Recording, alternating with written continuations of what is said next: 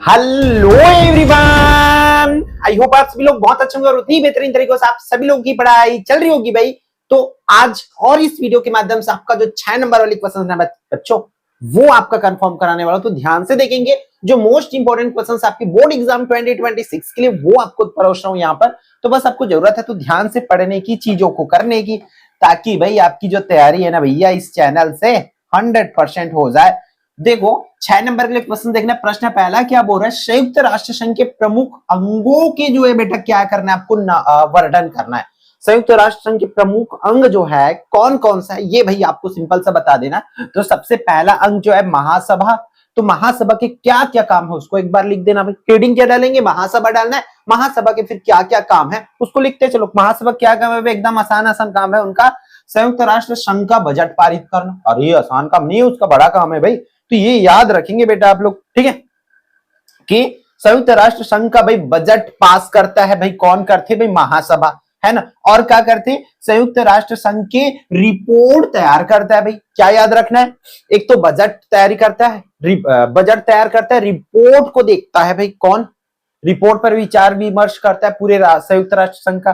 फिर न्याय परिषद का निरीक्षण करता है। फिर अंतरराष्ट्रीय सहयोग के उद्देश्यों से आर्थिक, सामाजिक, सांस्कृतिक, शिक्षा, स्वास्थ्य, इन सब पर भी वो क्या करते हैं, ध्यान देते हैं कौन, महासभा।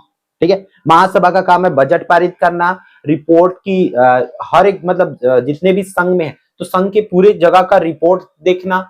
फिर वहां की सांस्कृतिक, शिक्षा, सब चीज पर निगरानी रखना कौन करते हैं, महासभा रखते हैं। इस तरीके से आप लिखेंगे। फिर दूसरा आपको लिखना है सुरक्षा परिषद भाई। दूसरा अंक कौन सा है, सुरक्षा परिषद। सुरक्षा परिषद का मुख्य कार्य जो है संघ को जो है सुरक्षा एवं शांति व्यवस्था प्रदान करना। इस तरीके से आप अंदर में लिख सकते हो। और उस सुरक्षा परिषद में 5 भैया जो है आपका स्थायी सदस्य है भाई, है ना। 5 जो है स्थायी सदस्य है और 10 अस्थायी सदस्य है, ये आप लिख सकते हो। सुरक्षा परिषद का कार्य होता है संघ के सभी राष्ट्रों को सुरक्षा एवं शांति व्यवस्था प्रदान करना। और साथ ही आप बता सकते हो कि संघ सुरक्षा परिषद में भाई 5 स्थायी सदस्य है और आपके भैया 10 जो है अस्थायी सदस्य है। फिर न्याय परिषद की बात करें तो भैया ये क्या होते हैं, इसमें 12 सदस्य है, जिनमें 4 प्रबंधक है, 3 सुरक्षा परिषद और 4 जो और 5 निर्वाचित सदस्य है। इस तरीके से आपको यहां पर बोलना है। फिर इसका परिषद के कार्य को चलो वो तो हो गया।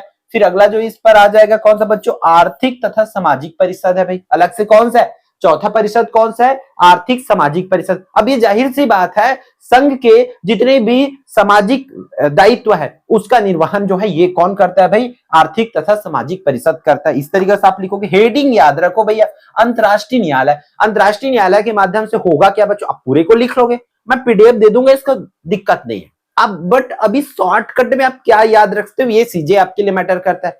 पीडीएफ तो मैं निचोड़ में डाल दूंगा भाई। 12वीं की जो है निचोड़ डलिए कहां पर भाई, हमारे ऐप में। ऐप कौन से करके मत पूछा भैया, कई जन इसने मैसेज करते कौन से ऐप की थी भाई, बताओ भाई। आपका अपना एकलव्य आरपीएस ऐप भाई, ठीक है, ऐप डाउनलोड करना, वहां पर पूरी पीडीएफ मिल जाएगी, ठीक है। तो यहाँ पर अंतरराष्ट्रीय न्यायालय क्या करते हैं, जाहिर सी बात है बच्चों, अंतरराष्ट्रीय स्तर पर ये न्यायालय की गठन क्या होता है, ये अंतरराष्ट्रीय स्तर पर जो है न्यायालय है जो कि सभी लोगों के लिए क्या करता है, एक सही निर्णय लेते हैं। इस तरीके से आप लिख सकते हो।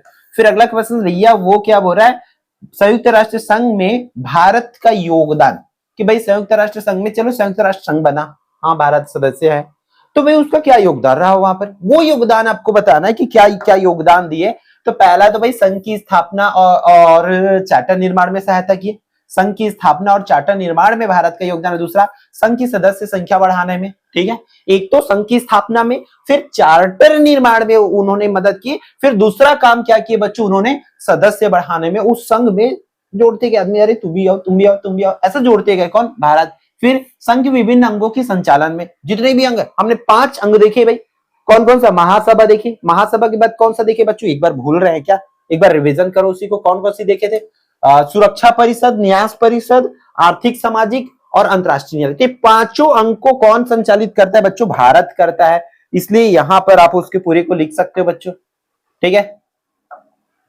कौन है, आजा भाई, आजा आजा आजा आजा, हाँ ये विभिन्न अंगों का संचालन में भारत योगदान करता है। संघ के शांति व सुरक्षा के लिए क्या करता है, कार्य करता है। इस तरीके से आप लिख सकते हो। निशस्त्रीकरण हेतु किए गए प्रयास में भारत का योगदान है बच्चों। रंग भेद को विरोध करने में, उसका विरोध करने में भारत का प्रयास है। उपनिवेशवाद समाप्ति हेतु किए गए प्रयासों में, मानव अधिकारों की रक्षा में, इस तरीके से संयुक्त राष्ट्र संघ का बच्चों योगदान है। इस तरीके से आप यहाँ पर लिख सकते हैं। क्लियर है क्या बच्चों, आया क्या समझ। फिर प्रश्न क्रमांक 3 भैया क्या है भाई, का दे भाई पंचशील के सिद्धांतों को जो है आपको लिखना है कि पंचशील के क्या सिद्धांत है। तो ध्यान से देखना है भैया मां कि भारत जो पंचशील के सिद्धांतों में दृढ़ विश्वास रखता है।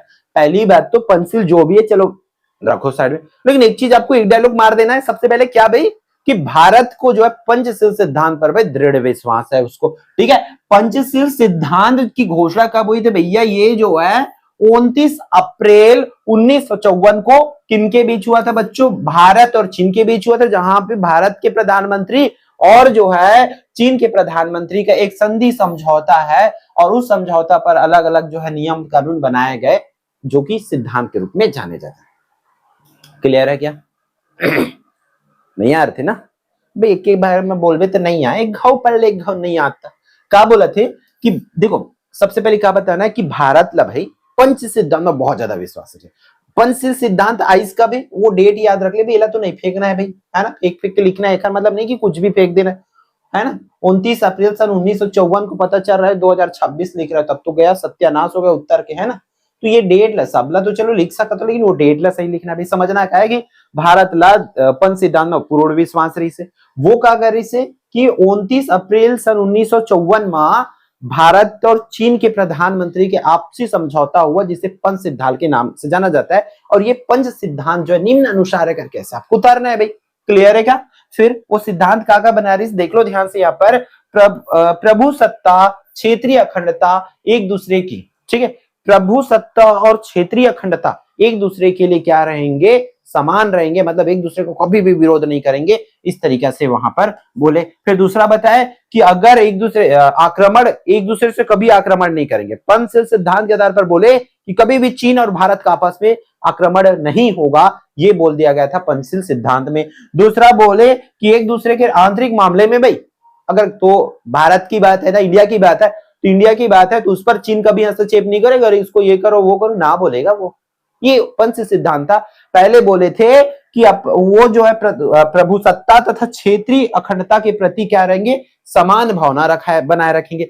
दूसरा बोले कि कभी भी एक दूसरे से आक्रमण नहीं करेंगे। तीसरा बोले कि आंतरिक मामला में भी, मतलब घर के मामला में पंगा नहीं लेने का, उसमें बोलने का नहीं, उंगली करने का नहीं, ये सीधा इस पर बोल दिए थे। ठीक है, फिर आगे बोले इसी पर चौथा बोले कि समानता और पारस्परिक लाभ, अर्थात समानता और पारस्परिक लाभ के सिद्धांतों के आधार पर मैत्रीपूर्ण संबंधों की स्थापना, मतलब समानता हमेशा बनी रहेगी इस चीजों को बोले। फिर शांतिपूर्ण सह अस्तित्व, अर्थात विश्व के सभी देशों के स्वतंत्र आंतरिक व विरोधी नीति विदेशी नीति को बनाए रखने का अधिकार है, और सभी को अपने आदर्शों के अनुसार जीवन व्यतीत करने का जो है अधिकार है, इस तरीके से बोला गया। क्लियर है बच्चों। नोट बोला गया भाई, कहा नोट है एक बार पढ़ लेते हैं ना। बाद में पंचशील के सिद्धांतों को विश्व के सभी देशों ने मान्यता दी, ठीक है, क्योंकि यह सिद्धांत जो है पारस्परिक विश्वास के सृजन के लिए आवश्यक भूमिका का निर्वाह करता है। क्वेश्चन नंबर 4 देख लो भैया, क्या बोल रहे हैं, भारतीय विदेश नीति की सफलता या उपलब्धियां को लिखना है कि भारतीय विदेश नीति की क्या क्या सफलता है, क्या उपलब्धियां है, उसको बताना है। प्रश्न याद रखना है, उत्तर तो याद है, प्रश्न याद नहीं तो फिर तो हो गया डामाडोल अपना, है ना भाई। तो देखो क्या बोल रहा है भाई, भारतीय विदेश नीति की सफलता की आलोचना की हो गया, तो यहाँ पर उपलब्धियां क्या क्या वो पढ़ते हैं भाई। भारतीय विदेश नीति की उपलब्धियां या विशेषताएं निम्न अनुसार करके आप यहाँ पर बता सकते हो। तो पहला क्या बताना है कि भारत की जो गुट निरपेक्षता की नीति विश्व शांति के लिए रही तथा मानव जाति को द्वितीय विश्व युद्ध से बचाए रखा। देखो बच्चों, भारत की जो विदेश नीति है ना, या गुट निरपेक्षता नीति बोल सकते हैं कि नीति जो है विश्व शांति के लिए रही। पहला पॉइंट क्या लिखना है, भारत की जो विदेश नीति या गुट निरपेक्षता जो नीति है बच्चों, विश्व की शांति व्यवस्था के लिए बनाए रखी, इसी के वजह से द्वितीय विश्व युद्ध जो है समाप्त हो सका, इस तरीके से आप लोग लिखेंगे। फिर दूसरा, भारत की विदेश नीति से हमें क्या बोलते हैं, निशस्त्रीकरण पर बल देता है, जोर देता है, ये लिखेंगे। भारत की विदेश नीति से साम्राज्यवाद साम्राज्यवाद और उपनिवेशवाद, रंग भेद इत्यादि का विरोध होता है ना, इत्यादि अपनाकर अफ्रीका की अच्छा स्थान बनाया, ऐसा बोल सकते हो। मतलब सिंपल चीजें आपको याद रखना है कि विदेश नीति से विश्व शांति बढ़ी है, विदेश नीति से निशस्त्रीकरण बढ़ा है ना। विदेश नीति से कारण ही क्या हुआ है बच्चों, यहाँ पर जो है उपनिवेशवाद और साम्राज्यवाद की समाप्ति हुई, रंग भेद की समाप्ति हुई है, इस तरह से लिख सकते हैं। फिर भारत की गुट निरपेक्षता की नीति को अंतर्राष्ट्रीय समुदाय ने, और भारत की जो गुट निरपेक्षता नीति है, विदेश नीति है बच्चों, उसको जो है अंतर्राष्ट्रीय स्तर पर क्या किया गया, अपनाया गया, ये बोल सकते हो। तो यहाँ पर इस तरीके से आप इसकी आंसर जो है बच्चों लिख सकते हो। फिर पांचवा, भारत की अंतर्राष्ट्रीय पहचान बनी और एक शक्तिशाली लोकतांत्रिक राष्ट्र के रूप में जो है उभरे बच्चों। ठीक है, आप इस पॉइंट्स को याद रखना होगा कि एक शक्तिशाली लोकतांत्रिक राष्ट्र के रूप में जो है उभरे बच्चों। फिर अगला, भारत ने संयुक्त राष्ट्र संघ तथा सार्क देशों के बीच सहयोग को बढ़ाया, ये भी तो मोस्ट इंपोर्टेंट है बच्चों, इसको जानते हो। इस तरीके से ये चौथा क्वेश्चन तक आपकी हो जाती है। तो 4 क्वेश्चन हुए, चारों अच्छे से प्रिपेयर जो है आपका होना चाहिए। अगला क्वेश्चन पर मूव ऑन करते बच्चों, वो क्या है, उन प्रमुख प्रवृत्तियों को बताइए जो भारतीय एकता अखंडता के लिए खतरा पैदा करते हैं। मतलब ऐसी क्या क्या चीज है जेकर से भारतीय संस्कृति को लगभग भारतीय एकता खतरा हुआ है ना, भारतीय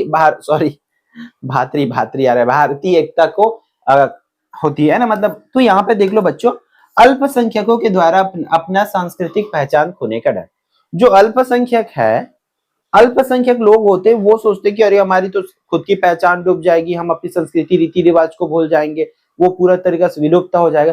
तो वो अल्पसंख्यकों की अपनी खुद की रीति रिवाज के चक्कर में, है ना, अपनी खुद के रीति रिवाज को खोने की डर की वजह से भारत की एकता में क्या होती है बच्चों, भारत की एकता जो खतरा बन रहती है उस पर। क्यों? क्योंकि भाई वो अपने को देखेंगे ना, अरे हम ये नहीं है, हम ऐसा नहीं करेंगे, हम ये है, ठीक है, हम हिंदू है, हम मुस्लिम है, हम सिख है, हम ईसाई है, ये अगर करते रहे तो भाई कहां से एकता हो पाएगा। इस चीजों को बोला गया। तो ये बोल सकते हो कि अल्पसंख्यकों के द्वारा सांस्कृतिक पहचान खोने का डर जो है यहाँ की एकता अखंडता को खतरा पैदा करता है बच्चों, एक चीज। दूसरा, क्षेत्रवाद व उभरी क्षेत्रीय आकांक्षा है। क्षेत्रवाद के कारण भाई नहीं, हम तो छत्तीसगढ़ वाले हैं, अगर कहीं और जाएंगे तो हमें जगह नहीं देंगे, या कोई बाहर वाले छत्तीसगढ़ में आएंगे तो यहाँ उनको रहने नहीं दिया जाएगा।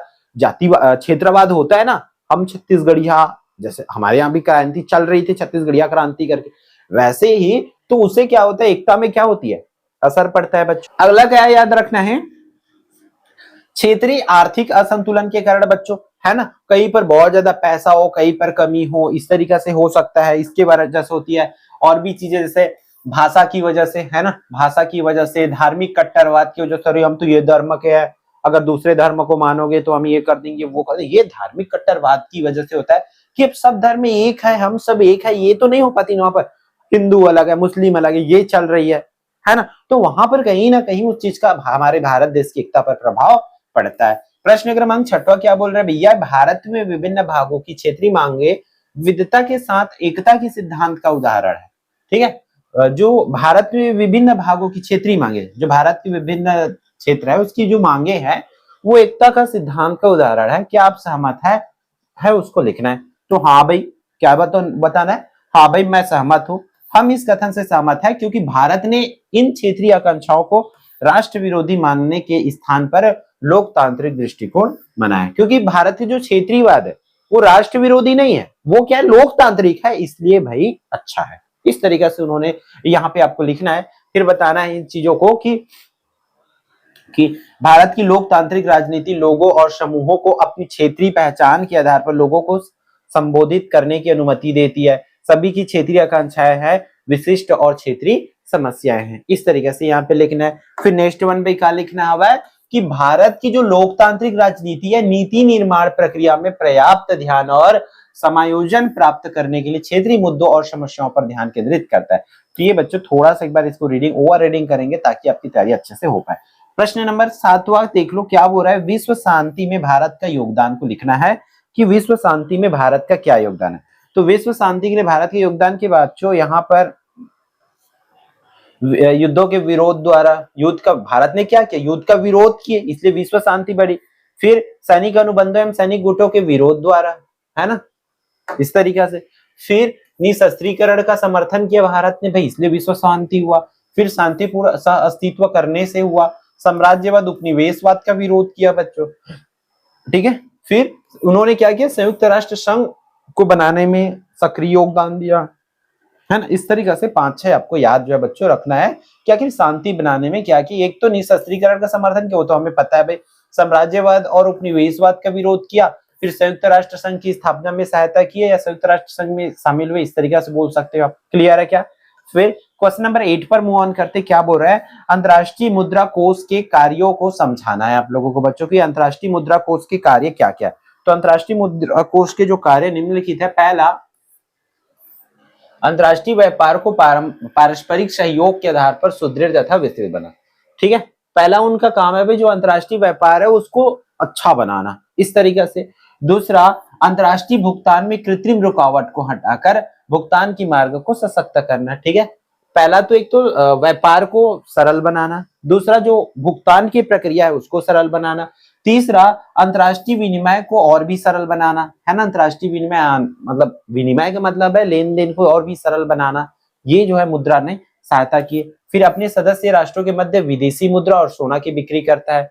तो इस तरीके से चीजें बच्चों आप लोगों को यहाँ पर लिखना होगा। फिर आगे बढ़ते प्यारे बच्चों, वो क्या है भाई, आपके अगला क्वेश्चन जो है क्वेश्चन नंबर 9, भारत की विदेश नीति की मूल सिद्धांत या लक्षण या विशेषताएं लिखना है। भारत की विदेश नीति, तो ये बच्चों अपन ऑलरेडी पढ़ रखे हैं, इसी चीज को दूसरे क्वेश्चंस के माध्यम से पूछा गया है। जो विदेश नीति वाला पोर्शन है उसी चीज को यहाँ पर छापेंगे फिर से, ठीक है। अपन मूव ऑन करते 10वां पर, विदेश नीति की उपलब्धियां, ये ऑलरेडी ये क्वेश्चंस हो गए ये बच्चों, विदेश नीति की उपलब्धियां। फिर अगला जो क्वेश्चन की बात करें क्वेश्चन नंबर 11, भारत के पूर्वोत्तर के किन्हीं 2 अलगाववादी आंदोलन का वर्णन करना। जो अलगाव आंदोलन होते हैं, अलगाववादी आंदोलन होते हैं बच्चों, उसके बारे में बताना है। तो भारत के पूर्वोत्तर में मिजो आंदोलन एवं नागालैंड का आंदोलन जो है, ठीक है। 2 आंदोलन है भारत के पूर्वोत्तर की, मिजो आंदोलन और नागालैंड का आंदोलन। मिजो आंदोलन और नागालैंड का आंदोलन है जो कि अलगाव आंदोलन के नाम से जाना जाता है। तो देख लेते हैं उसके बारे में, विस्तार से बताते हैं। सबसे पहले मिजो आंदोलन के बारे में। मिजो आंदोलन को बहुत अच्छे से समझना पड़ेगा बच्चों, क्योंकि इस क्वेश्चन को सेपरेट भी पूछा जा सकता है कि मिजो आंदोलन के बारे में समझाइए करके। तो देखो बच्चों ध्यान से कि मिजो जो है पर्वतीय क्षेत्र को स्वतंत्रता के बाद असम के अंतर्गत ही एक स्वायत्त जिला बना दिया गया। हुआ क्या बच्चों, जो मिजो का पर्वतीय क्षेत्र है, मिजो का पर्वतीय क्षेत्र है, उसको स्वतंत्रता के बाद क्या बना दिया, एक जिला घोषित कर दिए। जिला घोषित कर दिए जिससे वहां के लोगों को यह पसंद नहीं आया भाई, ठीक है। उनका मानना था, वे क्या सोच रहे थे, जो मिजो के लोग थे वे खुश नहीं थे। वे उनका सोच था कि भाई हम तो कभी अंग्रेजों के अधीन ही नहीं थे, अंग्रेज ने हमें कभी गुलाम बनाए नहीं थे, तो फिर हम भारत के कैसे अधीन हो गए बच्चों। ये बोलने लग गए भाई जब हम अंग्रेजों के अधीन में नहीं थे तो भारत के अंतर्गत कैसे आ गए, ये वहां के लोग बोलने लग गए। फिर है ना, ये बोलने लग गए। फिर जो है 1959 में मिजो इलाके में अकाल पड़ा बच्चों, ठीक है। वो ऐसा सोचते थे। फिर एक समय आया, समय बीतता गया, 1959 में मिजो वहां पर क्या हुआ, अकाल पड़ा। अकाल पड़ा जिसे दूर करने में असम की जो सरकार है बच्चों, ये वाला पॉइंट्स मेन है असम की, क्योंकि मेन मुद्दा यहीं से उठता है। असम की सरकार क्या नहीं थे, असम की सरकार वहां की लोगों की भूख को मिटाने में मतलब सक्षम नहीं थे। वहां की भूखमरी को दूर नहीं कर पाया, अकाल को दूर नहीं कर पाया बच्चों, जिससे वहां के लोगों को फिर लगा अरे हमारी सरकार खुद हम पे ध्यान नहीं दे रही है। ऐसा करके वो मिजो की जो आंदोलन है बच्चों वो और तेज हो गया कि भाई हमें अलग चाहिए, है ना। इस तरीके से अलगाववादी आंदोलन को समर्थन मिलना शुरू हो गया उस आंदोलन में। और उस आंदोलन को कौन बच्चों, ये पर है भाई यहाँ पर, लाल डेंगा के नेतृत्व में मिजो नेशनल फ्रंट बनाया गया। इस फ्रंट ने सशस्त्र आंदोलन शुरू किया जिससे पाकिस्तान भी, अब वो आंदोलन चालू किए उन लोगों ने, है ना, क्योंकि सरकार तो भाई उसकी मदद नहीं कर पाई जब उनको जरूरत था, तब उन लोग के आंदोलन और तेज हो गए। और साथ ही साथ जो पाकिस्तान है, पाकिस्तान ने भी उसके सहयोग करना चालू कर दिया। किनका भाई, ये मिजो आंदोलन का। तब एक हीरो आते भैया, कौन है, सन 1986 में कौन हीरो आते भाई, वो कौन है, राजीव गांधी साहब। इन्होंने क्या किया, लाल डेंगा के बीच शांति समझौता किया और मिजो को ही क्या कर दिया, मिजोरम को बच्चों, जो मिजो था पहले उसको मिजोरम नाम करके खुद का उनका अपना एक राज्य घोषित कर दिया और उनकी खुद की एक सरकार बनी बच्चों। तो जिससे वो क्या है, जो कौन थे बच्चों, लाल डेंगा, उनको मुख्यमंत्री बना दिया गया। भाई सीधी बात है, क्लियर है। इस तरीके से ये आंदोलन हुआ बच्चों और वो वही मुख्यमंत्री बन गया। तो फिर से वही चीजों को यहाँ पर लिख दिया गया। तो इतनी चीजों को आपको फिर से नहीं पढ़ना है, वही चीजें लिखा हुआ है। फिर जो है नागालैंड के आंदोलन, तो नागालैंड के आंदोलन में क्या वो वाली आंदोलन तो आपको समझ आ गए। अब आपको देखना है नागालैंड के आंदोलन के बारे में। तो इसमें हुआ क्या भैया, सन 1951 में नागा लोगों ने अपनी आपत्ति दिखाने के उद्देश्य से भारत से अपनी आजादी घोषित कर दी, है ना। उन्होंने अपनी आजादी दर्शाने के लिए उन्होंने बोला कि अरे हम भारत से नहीं, हम भारत से स्वतंत्र है, भारत से हमारा कोई लेना देना नहीं है। इस तरीके से उन्होंने क्या कर दी, आजादी घोषित कर दी। वार्तालाप के दौरान किंतु भारत द्वारा उन्हें कुछ प्रस्ताव, अब भारत क्या किया कि भाई भारत ने उन्हें कुछ प्रस्ताव दिए, है ना, और उस प्रस्ताव को क्या कर दिया, ठुकरा दिए भाई। धीरे धीरे यह आंदोलन बढ़ता गया, जिससे जान माल की हानि होने लगी। तत्पश्चात भारत सरकार और नागा लोगों के बीच एक समझौता हुआ, परंतु दूसरे विद्रोह ने इस मानने से इनकार कर दिया। मिजोरम की तरह नागा आंदोलन का अभी तक कोई स्थायी हल नहीं निकल पाया है। इस तरीके से आपको यहाँ पे लिखना है बच्चों। फिर ये मिजोरम की जो आंदोलन है उसी के बारे में फिर से पूरी चीजों को, जितना स्टोरी में बताया उतना चीजों को बच्चों फिर से यहाँ पे आपको लिखना है। पूरी चीजें ये वही क्वेश्चन है, दोबारा इसको करने की जरूरत नहीं है। फिर सुरक्षा परिषद के स्थायी और अस्थायी सदस्यों में अंतर आपको स्पष्ट करना है। तो देखो बच्चों, सुरक्षा परिषद के स्थायी और अस्थायी सदस्यों में निम्न अंतर है बच्चों। कौन कौन सा स्थायी सदस्य में, अब देखो बच्चों इसको दोनों को ना एक पेज में होना था बट नहीं हो पाया है। तो देखो यहाँ पर क्या है, सुरक्षा परिषद की स्थायी सदस्य हमेशा के लिए चुने जाते हैं बच्चों, ठीक है। मैं उसके अंतर को बताते जा रहा हूं, आप समझते चलेंगे। स्थायी सदस्य और अस्थायी सदस्य का मैं अभी नहीं दिखा रहा हूं, मैं सिर्फ उसको बोल रहा हूं। सुरक्षा परिषद के जो स्थायी सदस्य होते हैं हमेशा के लिए होते हैं, जबकि अस्थायी सदस्य सिर्फ 2 वर्ष के लिए होते हैं।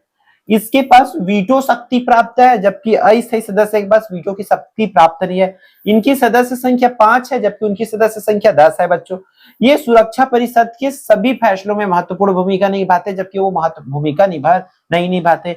स्थायी सदस्य सुरक्षा परिषद की किसी भी फैसलों को रोक सकते, जबकि वो उसके फैसलों पर कोई हस्तक्षेप नहीं कर सकते। इस तरीके से बच्चों आपको इसका अंतर जो है करना होगा। जो चीजें मैं बोला हूं वही चीजें बच्चों यहाँ पे लिखा हुआ है, क्लियर है।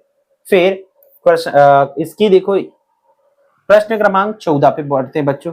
क्या बोला गया इस पर, हालांकि संयुक्त राष्ट्र संघ युद्ध और इससे उत्पन्न विपदा को रोकने में नाकामयाब रहा है, ठीक है। संयुक्त राष्ट्र संघ युद्ध और उससे उत्पन्न विपदा को रोकने में नाकामयाब रहा है, लेकिन विभिन्न देश अभी भी इसे बनाए रखना चाहते हैं, ठीक है। संयुक्त राष्ट्र संघ को एक अपरिहार्य संगठन मानने के क्या कारण है, मतलब संयुक्त राष्ट्र संघ को अपरिहार्य संगठन मानने के क्या क्या कारण है। मेन क्वेश्चन तो ये है बच्चों यहाँ पर। तो कारण निम्नलिखित है करके आपको यहाँ पर स्टार्ट करना है। जैसे कि पहला कारण है राजनीतिक उपलब्धियां, निशस्त्रीकरण और अंतरिक्ष का मानव कल्याण के लिए प्रयोग, ठीक है। फिर अगला इसी पर है अंतरराष्ट्रीय सहयोग, अन्य उपलब्धियां करके यहाँ पर हर एक चीज को बच्चों आपको बताना होगा, क्लियर है क्या। फिर प्रश्न क्रमांक 5वां बच्चों वो देख लेते हैं कि 5वां में होगा क्या यहाँ पर, ठीक है। क्या बोल रहा है, किसी राष्ट्र का राजनीतिक नेतृत्व किस तरह उस राष्ट्र की विदेश नीति पर असर डालता है। जो राष्ट्र, किसी भी राष्ट्र की जो राजनीतिक नेतृत्व है विदेश नीति को कैसे प्रभावित करता है, तो इस चीज को आपको बताना है यहाँ पर। तो देख लो बच्चों क्या क्या लिखेंगे। प्रत्येक देश की जो राजनीतिक, प्रत्येक कोई भी देश है उसकी जो राजनीतिक नेतृत्व होता है उस देश की नीति को अपनी विचारधारा के आधार पर प्रभावित करता है। भारत की विदेश नीति भी राजनीतिक नेतृत्व के बदलने पर प्रभावित होती रही है, ठीक है। देखो जो विदेश नीति है राजनीति के आधार पर कैसे प्रभावित होता है, मतलब जाहिर सी बात है भाई, जो राजनीतिक नीति है सरकार बदलेगी तो नीति भी बदलेगी, नियम कानून भी बदलेंगे, है ना। तो उसी चीज को लिखना है यहाँ पर। पंडित जवाहरलाल नेहरू को भारतीय विदेश नीति का निर्माता कहा जाता है, ठीक है। जो हमारे पूर्व प्रधानमंत्री जी है पंडित जवाहरलाल नेहरू जी, उनको भारतीय की विदेश नीति के निर्माता कहा जाता है। वे फांसीवाद, साम्राज्यवाद व उपनिवेशवाद के विरोधी थे। कौन भैया, पंडित जवाहरलाल नेहरू जी। वो क्या थे, वे फांसीवाद की विरोध करते थे, साम्राज्यवाद, उपनिवेशवाद का विरोध करते थे। नेहरू की जो विदेश नीति के प्रमुख तत्व कौन से, पंचशील, गुट निरपेक्षता व क्या था बच्चों, अफ्रो एशियाई एकता पर प्रमुखता से बल देने के पक्ष में थी, ठीक है। पंचशील सिद्धांत और गुट निरपेक्षता लगभग वो अपन जानते हैं। ये है आई थिंक हमें ये जानना पड़ेगा अफ्रो एशियाई एकता, तो ये आपको मिले तो जरूर पढ़ लेना इस टॉपिक को। वो इनका सहयोग करते थे, इसके माध्यम से बल देता था कि ये होना चाहिए ऐसा करके। कौन भाई, अब पंडित जवाहरलाल नेहरू जी।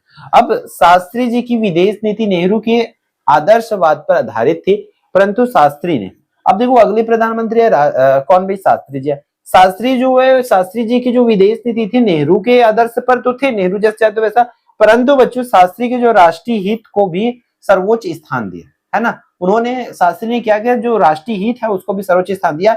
इसी कारण 1965 के पाकिस्तानी आक्रमण पर भारत ने खुलकर युद्ध किया व सफलता प्राप्त की। नेहरू जहां चीन का आकलन नहीं कर पाए थे, शास्त्री ने कूटनीति रूप से पाकिस्तान को शिकस्त दी थी बच्चों। तो इस तरीका से यहाँ पर ये चीजें यहाँ पर हुई है, ठीक है। फिर तीसरा, जब सरकार फिर से बदली, अब किसकी सरकार आ जाएगी बच्चों, इंदिरा गांधी की। इंदिरा गांधी ने कठोर एवं व्यापारिक विदेश नीति अपनाई, ठीक है। इनकी विदेश नीति कैसी थी, इंदिरा गांधी जी की विदेश नीति थी वो कठोर और व्यापारिक विदेश नीति थी। इस तरीके से बताना है, 1971 के भारत पाक युद्ध में बांग्लादेश का निर्माण इसका प्रमुख उदाहरण है। इस तरीके से आप लोग लिख सकते हो। फिर कौन सा है भाई, राजीव गांधी जी है, उन्होंने तकनीकी और वैज्ञानिक सहयोग पर बल दिया। इन्होंने किस पर ज्यादा जोर दिया, टेक्नोलॉजी पर, साइंस पर ज्यादा जोर दिया। फिर कौन है, अटल बिहारी वाजपेयी जी है, इन्होंने क्या किया, पड़ोसी देशों से मित्रता पर ज्यादा जोर दिया, है ना, मित्रता पर जोर दिया, परमाणु शक्ति एवं भारत की नीति पर को अपनाई। फिर वर्तमान नेतृत्व में भारत की विदेश नीति अधिक यथार्थवादी, अभी जब मोदी काल है ना, अभी मोदी काल है, तब वर्तमान नेतृत्व में भारत की जो विदेश नीति अधिक यथार्थवादी, अभी कैसा है बच्चों, अभी की जो विदेश नीति है वो यथार्थवादी है, आर्थिक कूटनीति, वैश्विक मंचों पर सक्रिय भूमिका की ओर उन्मुख है। तो ये सभी चीज को आपको कहां से चालू करना है, पूरा लिखने के लिए आप जवाहरलाल नेहरू, फिर शास्त्री जी के बारे में लिखना है, फिर इंदिरा गांधी, राजीव गांधी, है ना, फिर आप अटल बिहारी वाजपेयी, देन आपको किनके बारे में लिखना, नरेंद्र मोदी जी के बारे में, यहाँ पर वो कैसी कैसी विदेश नीति वहां पर आपको बताना है। फिर प्रश्न क्रमांक 16 पर बढ़ते आगे बच्चों, भारत व पाकिस्तान के बीच युद्ध व तनाव के प्रमुख विषय क्या, भारत व पाकिस्तान के बीच युद्ध होने के क्या क्या कारण है, इन चीजों को करना है। तो देखो ध्यान से बच्चों, हुआ क्या, अगस्त 1947 में भारत का विभाजन हुआ, ठीक है, अगस्त 1947 में भारत का विभाजन हुआ, जिसके कारण भारत व पाकिस्तान के रूप में दो स्वतंत्र राष्ट्रों का उदय हुआ, ठीक है। यह विभाजन व्यापक हिंसात्मक माहौल में हुआ, जिसने अनेक प्रश्न पीछे छोड़ दिए, जो आज भी भारत और पाकिस्तान के बीच युद्ध व तनाव का कारण बने हुए, ठीक है। सन 1947 से अब तक 3 युद्ध भारत व पाकिस्तान के बीच हो चुके हैं।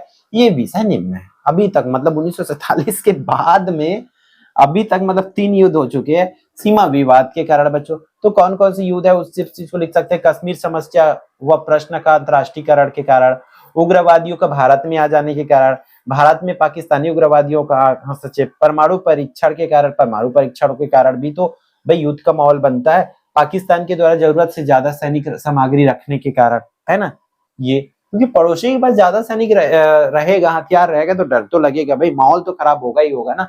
भारत का विश्व के रूप में, है ना, कारगिल युद्ध, पुलवामा हमला, ये जो तो है उसको आप लिख सकते हो, ठीक है। फिर क्वेश्चन नंबर 17 क्या बोल रहा है, हर क्षेत्रीय आंदोलन अलगाववादी मांग की तरफ अग्रसर नहीं होता, इस अध्याय से उदाहरण देकर के आपको समझाना है बच्चों, ठीक है। तो जो लिखना कैसे, ये वाला कि 1980 के दशक में भारत में क्षेत्र की आकांक्षाएं एवं संघर्ष भी धीरे धीरे बढ़ने लगा। इस दशक को स्वायत्तता की मांग का दशक के रूप में भी जाना जाने लगा, मतलब सब क्षेत्र अपने अपने के लिए मांग ज्यादा मांगने लग गए थे, है ना। स्वायत्तता की मांग के लिए हिंसक आंदोलन भी हुए थे बच्चों, सरकार द्वारा उसे दबाने का प्रयास किया गया। इसी कारण कई राज्यों में राजनीतिक एवं चुनावी प्रक्रिया भी अवरुद्ध हुई। स्वायत्तता की मांग करने वाले गुटों के साथ भी सरकार को क्या करना पड़ा, समय समय पर समझौता करना पड़ा। इस तरीके से आप यहाँ पर लिखेंगे। फिर ये पूरी थ्योरी देख सकते हो बच्चों, यहाँ से क्लियर है क्या। फिर अपन आगे बढ़ते, प्रश्न क्रमांक 18 बच्चों क्या बोल रहा है, असम आंदोलन सांस्कृतिक अभियान और आर्थिक पिछड़ेपन की मिली जुली अभिव्यक्ति था, व्याख्या करना है। यहाँ पर असम आंदोलन के बारे में प्यारे बच्चों आप लोगों को लिखना है। तो पहला बताएंगे कि भारत का जो उत्तर पूर्वी क्षेत्र 7 राज्यों से मिलकर बनता है, ठीक है। भारत का जो उत्तर पूर्वी क्षेत्र है, उत्तर और पूर्व के बीच की जो क्षेत्र है उसको उत्तर पूर्वी क्षेत्र कहते हैं, वो 7 राज्यों से मिलकर के बना है। अब इन 7 राज्यों को 7 बहनों भी कहकर हम अपन बुलाते हैं बच्चों, ठीक है। ये 7 राज्य भी भारत के अन्य राज्यों की तरह अधिक उन्नति नहीं कर पाए, मतलब ये भारत के जो 7 राज्य है अन्य राज्यों की जितना उन्नति नहीं कर पाए, इसी कारण यहाँ पर जो आर्थिक पिछड़ापन है बच्चों वो क्या है पाया जाता है, जिसके कारण यहाँ पर विदेशी ताकत हो। अब आर्थिक रूप से वो सशक्त नहीं, इसलिए जो विदेशी ताकत यहाँ पर आते वो हावी हो जाते हैं यहाँ पर, ठीक है। दूसरा, इन राज्यों की जो अधिकतर जातियां वो पिछड़ी हुई है बच्चों, ये आपको बताना। फिर इन सभी राज्यों में अपने अपने अलग अलग राजनीतिक दल है, इस कारण ये पिछड़ी हुई है बच्चों। असम पूर्वोत्तर भारत के एक महत्वपूर्ण राज्य है। असम राज्य में अलग अलग धर्म एवं भाषाओं के समुदाय और संस्कृति को मानने वाले लोग रहते हैं, इस कारण यहाँ पर पिछड़ापन है। इन चीजों को आपको लिखना है। फिर नेक्स्ट वन है बच्चों, वो क्या है, आगे बढ़ते हुए चलते प्रश्न क्रमांक 19 क्या बोल रहे हैं यहाँ पर, शीत युद्ध के पश्चात आए ऐसे किन्हीं 6 बदलावों को, शीत युद्ध के बाद, ठीक है बच्चों, शीत युद्ध हुआ तो उस शीत युद्ध के बाद भाई क्या क्या बदलाव हुआ है, उन बदलाव के बारे में आपको लिखना है। तो देखो बच्चों, पहला चीज क्या हुई थी कि 1991 में सोवियत संघ का पतन हो गया बच्चों, पहला काम यही याद रखेंगे अब, सोवियत संघ का विघटन हो गया शीत युद्ध के बाद बच्चों। दूसरा क्या हुआ, पिछले कुछ वर्षों में चीन ने उभरती हुई महाशक्ति के रूप में अपनी उपस्थिति दर्ज की। पहला तो क्या हुआ, संयुक्त राष्ट्र संघ की विघटन हो गया। दूसरा, चीन जो है महाशक्ति रूप में उभरी। तीसरा, 1911 की आतंकवादी घटना भी संयुक्त राष्ट्र संघ को प्रभावित किया है ना। चौथा, विश्व में एड्स, आतंकवाद, जनसंहार, परमाणु हथियार, पर्यावरण क्षरण, वैश्विक तापन, महामारी इत्यादि जो है समस्याएं उत्पन्न हुई। फिर शीत युद्ध के पश्चात कई नए स्वतंत्र देश अस्तित्व में, शीत युद्ध के बाद ही बहुत से देश जो है स्वतंत्र हुए, इस तरीके से लिख सकते हो। फिर शीत युद्ध के पश्चात भारत जैसे देश आर्थिक शक्ति के रूप में सामने आई है। तो ये आपको 4-5 जो पॉइंट्स है प्यारे बच्चों, आप लोगों को याद रखना है कि भाई शीत युद्ध के बाद क्या क्या चीजें जो है, क्या क्या घटना हुई है। तो बहुत इजी है बच्चों, एक तो आप सिंपल से लिख सकते हो शीत युद्ध के बाद क्या मेन चीज क्या हुआ, संयुक्त राष्ट्र संघ का पतन हो गया। दूसरा जो है, चीन जो है शक्ति के रूप में उभरे, उसी तरह भारत देश भी आर्थिक शक्ति के रूप में उभरे। फिर आतंकवादी घटना हुए, विश्व में जो है महामारी की आई है ना। शीत युद्ध के पश्चात जो है कई देश जो है स्वतंत्र हुए, इस तरीके से आप लिख सकते हो। प्रश्न क्रमांक 20 प्यारे बच्चों क्या देख रहे हैं, बोल रहे हैं संयुक्त राष्ट्र संघ की सुरक्षा परिषद के कार्य, संयुक्त राष्ट्र संघ के जो सुरक्षा परिषद है वहां पर हमने भाग, अलग अलग भाग देखे थे, महासभा देखे थे, है ना, सुरक्षा परिषद देखे थे, न्यास परिषद देखे थे, सब में से उनका कार्य अलग अलग पूछे जा सकते थे। यहाँ पर सुरक्षा परिषद का कार्य पूछ रहा है, तो देख लो बच्चों सुरक्षा परिषद के कार्य और शक्ति क्या क्या है। तो संयुक्त राष्ट्र संघ के जो चार्टर है उनके अनुसार बच्चों सुरक्षा परिषद का मुख्य कार्य जो है अंतर्राष्ट्रीय शांति व सुरक्षा बनाए रखना है, ठीक है, अंतर्राष्ट्रीय शांति व सुरक्षा जो है बनाए रखना है। इसके लिए क्या होता है कि जो सुरक्षा परिषद को शांति भंग करने वाले राष्ट्र के विरुद्ध, अब शांति बनाए रखना है भाई, अब जो शांति भंग करेगा उसको कुछ ना कुछ तो सजा देना पड़ेगा ना। तो सजा देने का अधिकार किनके पास प्राप्त है, सुरक्षा परिषद के पास प्राप्त है। तो सुरक्षा परिषद के प्रमुख कार्य इस प्रकार हो जाएगा। सबसे पहला तो भाई अंतर्राष्ट्रीय शांति व सुरक्षा बनाए रखना। दूसरा काम ये बोलेंगे जो शांति और सुरक्षा को भंग करता है उसको सजा देने का अधिकार है भाई, है ना। सजा किनको देना है, सुरक्षा परिषद को देना है। तीसरा, विश्व शांति और सुरक्षा के खतरा उत्पन्न होने और भंग करने वाले को वही करना है बच्चों, ठीक है। सुरक्षा परिषद को कूटनीतिक, आर्थिक व सैनिक कार्यवाही का क्या करना है बच्चों, यहाँ पर आदेश देने का अधिकार प्राप्त है। सुरक्षा परिषद यह आदेश सदस्य राष्ट्रों के लिए बाध्यकारी होता है। सुरक्षा परिषद की सिफारिश पर ही महासभा नवीन राज्यों का सदस्यता प्रदान, मतलब सुरक्षा परिषद चाहेगा तभी जो है नया राज्य उस पर महासभा में जुड़ सकते हैं या परिषद में आकर के, संघ में आकर के जुड़ सकते हैं, वरना नहीं बच्चों। फिर सुरक्षा परिषद का काम क्या होता है, सुरक्षा परिषद की सिफारिश पर ही किसी राष्ट्र को जिसके विरुद्ध अनुशासनात्मक कार्यवाही की गई हो सदस्यता के अधिकार से वंचित कर सकते हैं। इस तरीके से आप यहाँ पर लिखेंगे। फिर मूव ऑन करते हैं बच्चे अगले प्रश्न की तरफ। वो क्या दिया हुआ है आपका अगला 6वां प्रश्न, भारतीय विदेश नीति के प्रमुख आदर्श व उद्देश्य कौन कौन से है। तो भाई इसको तो लिख लोगे भाई, विदेश नीति के उद्देश्य वाले ये तो ऑलरेडी देखे, तो उसी चीज को लिखना है। भारत की परमाणु नीति, हाँ भारत के परमाणु नीति को बच्चों स्पष्ट करना है कि भारत की परमाणु नीति के बारे में क्या क्या लिखना है। तो भारत की जो परमाणु नीति विकास व आधुनिकीकरण के लिए है, भारत निशस्त्रीकरण के साथ समर्थक थे बच्चों, है ना, निशस्त्रीकरण चाहते थे।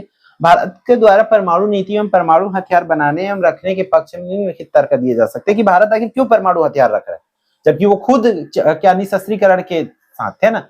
तो आत्मनिर्भर राष्ट्र बनने के लिए। दूसरा, न्यूनतम अवरोध की स्थिति प्राप्त करने के लिए, ठीक है। तीसरा आपको लिखना है यहाँ पर शक्तिशाली राष्ट्र बनने के लिए। चौथा, प्रतिष्ठा प्राप्त करने के लिए उन्होंने रखे। और 5वां, भारत द्वारा लड़े गए युद्ध, ठीक है। फिर 2 पड़ोसी देशों के पास परमाणु हथियार, मतलब पड़ोसी रखेगा तो अपन भी तो हथियार रखेंगे ना, इसलिए उन्होंने ये हथियार रखना चालू किए बच्चों। फिर क्षेत्रवाद दूर करने के उपाय जो है बताना है बच्चों यहाँ पर कि क्षेत्रवाद किसके वजह से दूर हो सकता है, तो क्षेत्रीय प्रतिनिधित्व। तो यहाँ पर देखो क्षेत्रीय प्रतिनिधित्व की अभाव भी क्षेत्रवाद की समस्या के विकास में महत्वपूर्ण है। भाई क्षेत्रीय प्रतिनिधित्व मतलब जगह जगह से कोई नेता बनने की जरूरत नहीं है, आप नेता मत बनाओ वहां पर, जगह जगह छोटे मोटे नेता बना दोगे तो फिर जिसकी वजह से क्षेत्रीय प्रतिनिधित्व की बारी आती है। सांस्कृतिक संपर्क ये हेडिंग डाल करके आपको बताना है, ठीक है। उसी तरह संतुलित आर्थिक विकास, रोजगार सुविधाएं, जिससे ये सब कुछ संतुलित रहेंगे बच्चों। क्लियर है क्या? 25वां और लास्ट क्वेश्चन आप लोगों का बच्चों, भारत में विभिन्न मांगों की क्षेत्रीय मांगे विविधता के एकता के सिद्धांत का उदाहरण है। इसको तो ऑलरेडी देख चुके हैं बच्चों, ठीक है। तो ये हो जाती है लगभग आपके बच्चों पूरे क्वेश्चंस आपके 6 नंबर के लिए। तो भाई अच्छे से इन सब चीज को आपको प्रैक्टिस कर लेना और ईमानदारी के साथ। एक चीज याद रखना बच्चों, एक्सपीरियंस ना होने के बावजूद भी अपना पूरा दिया हूं यहाँ पर, पूरी कोशिश किया हूं कि आपको बेहतर वे पे समझा सकूं, इजी वे पे समझा सकूं। अगर समझ नहीं आया है या बोल सकता हूँ आपकी अब अगला स्टेप होना चाहिए रिविजन बच्चों। पूरे क्वेश्चन तो मैं बता दूं, जरूरत है तो आपको रिवीजन करने का पीडीएफ आपको ऐप में मिलेगा, वहां देखिए, बार बार इसको रिवीजन कीजिए कि आप कैसे इसको अपने शब्दों में बता सकते हो, ताकि आपकी जो तैयारी बहुत अच्छे से हो पाए। तो बच्चों इस वीडियो में इतने, फिर हम मिलते हैं आने वाले इंपॉर्टेंट वीडियो में। जय जवाहर, जय छत्तीसगढ़, ऑल द बेस्ट।